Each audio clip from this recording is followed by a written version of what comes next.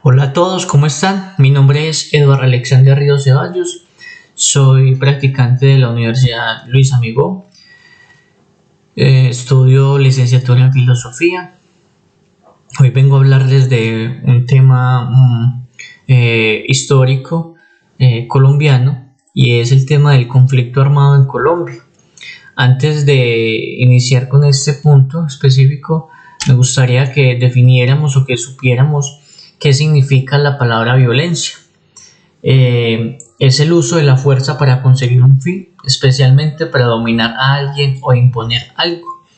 Es cuando una persona quiere estar encima de las demás, en el sentido en que esa persona quiere, no sé, quiere estar o quiere que las otras personas actúen como él actúa, que actúen como él piensa. Y la verdad es que estamos en un tiempo en que ya no respetamos las ideas, no en su totalidad, pero se hace la diferencia del ayer a hoy. Traje también una frase de este filósofo Gandhi: la violencia es el miedo a los ideales del otro. Gandhi nos quiere decir o nos quiere dejar claro que los ideales de las demás personas, sean grupos políticos o sean diferentes pensamientos religiosos, no quiere decir que sean mejores o peores que las demás personas, y que estas personas que piensan que con la violencia pueden someter a las otras personas están completamente equivocadas. Hay que tener un respeto porque todos tenemos o venimos de diferentes culturas, tenemos diferentes pensamientos, y eso no hace más a nadie o lo hace menos. Entonces continuemos con la historia de Colombia en términos de violencia, y nos podemos encontrar que tuvo 4 etapas de violencia que se resaltó durante la historia. Y la primera etapa es la de 1930 hasta 1947, con la presentación de disputas y persecuciones entre liberales y conservadores por el control de los puestos públicos, la ideología, la religión, el poder, el tener las tierras ajenas.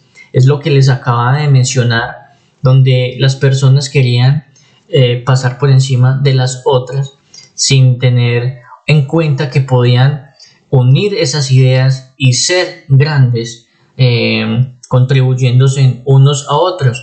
Prefirieron más bien estar en disputa, en discordia, pelear por el simple hecho de tener un color de camiseta diferente o estar en un grupo diferente al otro. El segundo momento, la segunda etapa, mejor dicho, es la de 1948 y 1953.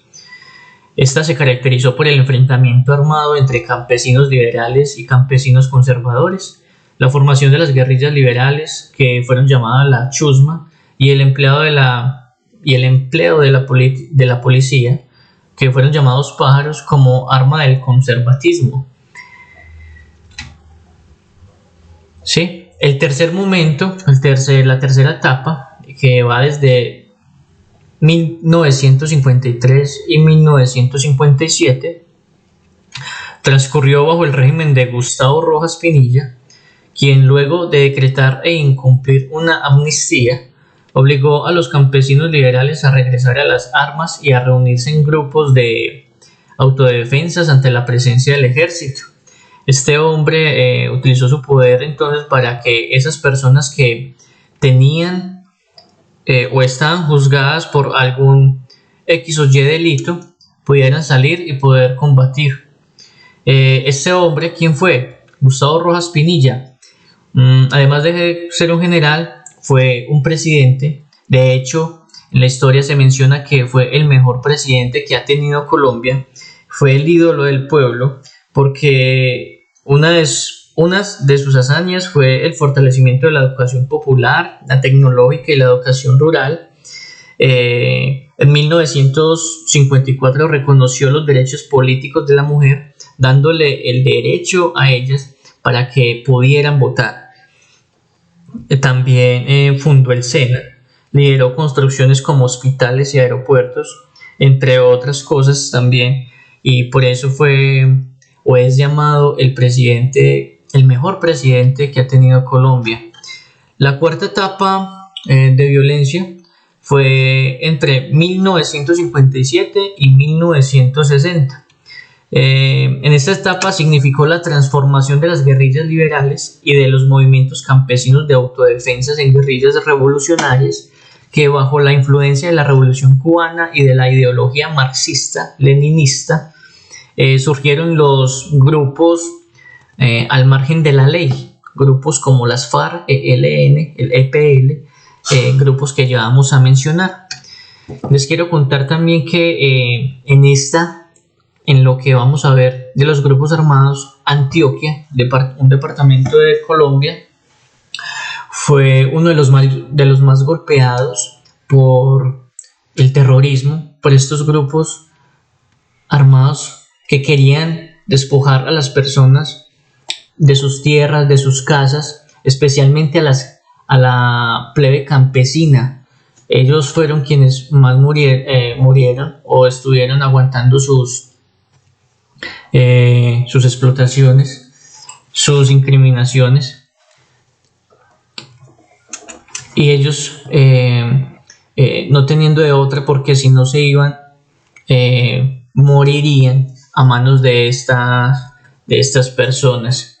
Municipios como San Carlos, San Rafael, Zaragoza, Alejandría fueron uno de tantos municipios que sufrieron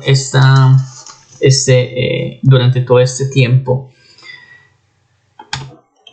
Los grupos armados al margen de la ley, tenemos como primero a las Autodefensas Unidas Colombianas. Este grupo, las AUC, fueron una coalición, una unión de ejércitos privados de ultraderecha que utilizaron en el conflicto para camuflar sus actividades económicas ilícitas, incluyendo narcotráfico, desplazamiento, secuestro y extorsión. Las Autodefensas Unidas de Colombia llegaron a operar en 2/3 partes del país, con cerca de 30.000 hombres. Tenemos aquí a las BACRIM, a las bandas criminales emergentes, nombre dado a la reestructuración del crimen organizado que se dio en Colombia tras el proceso de desmovilización de 32.000 combatientes de las Autodefensas Unidas de Colombia.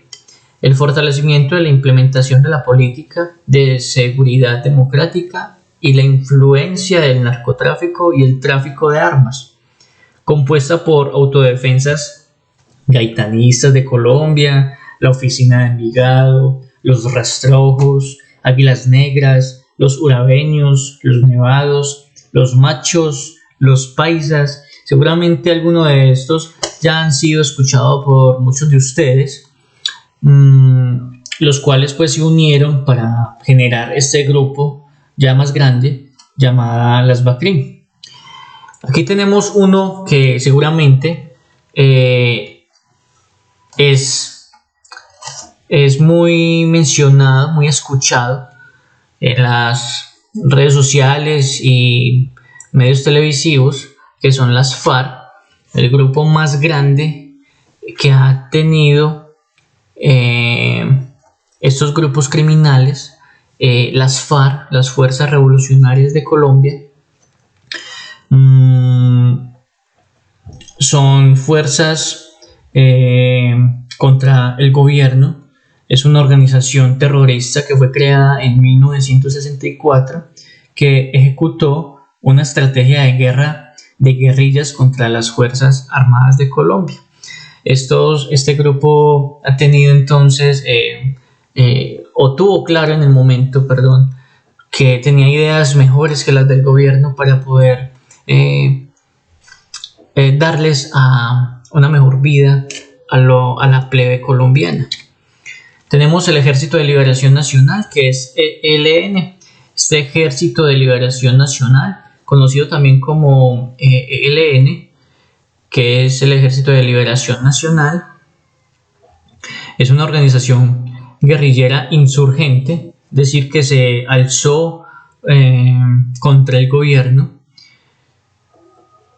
de extrema izquierda que opera en Colombia.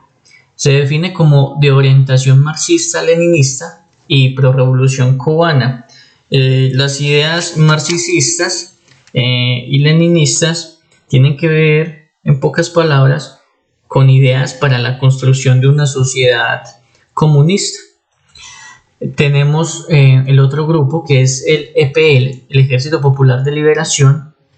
Este ejército es una organización guerrillera, insurgente también, de extrema izquierda, que forma parte del conflicto armado interno, de ideologías también marxistas y leninistas. Este grupo se fundó en febrero de 1967, aunque no inició acciones militares sino hasta 1968 en Antioquia, regiones de Urabá y Bajo Cauca. Luego se expandió a los departamentos de Córdoba y Sucre y la región de Magdalena Medio hasta 1991, que se desmovilizaron. Y por último grupo tenemos el M19, el movimiento del 19 de abril. Este movimiento fue llamado así por el presunto fraude de las elecciones presidenciales del 19 de abril de 1970, que dieron como ganadora a Misael Pastrana Borrero sobre el general Gustavo Rojas Pinilla. Esto es un poco pues como de la historia de la violencia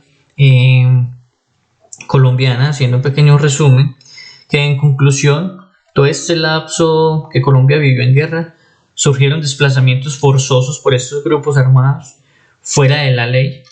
Además hubo muchas muertes inocentes, especialmente la de los campesinos que los obligaban a desprenderse de sus tierras que con tanto trabajo consiguieron. Todos estos resultados por el simple hecho de pensar diferente, por un color de camiseta o un tinte político diferente o una religión. Por eso Gandhi es claro cuando nos dice: la violencia es el miedo a los ideales del otro. Leyendo la historia colombiana, el romper el silencio hace que se respete hoy por hoy la dignidad humana y que se puedan cumplir nuestros derechos. Compañeros y compañeras, espero que hayan entendido un poco más sobre la violencia en Colombia. Espero verlos pronto y que estén muy bien. Hasta luego.